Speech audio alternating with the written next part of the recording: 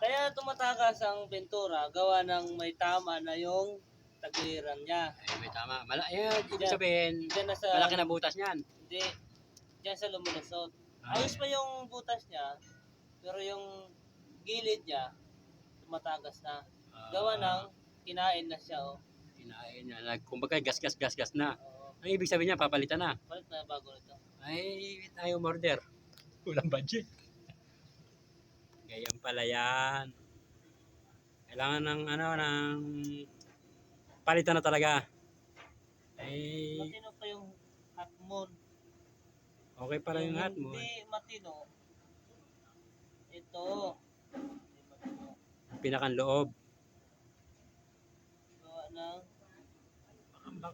May gas-gas na yung half moon. Baka may gas-gas na yung half moon.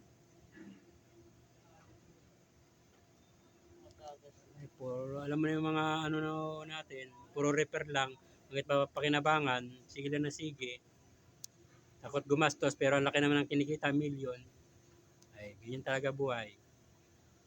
Mapakinabangan.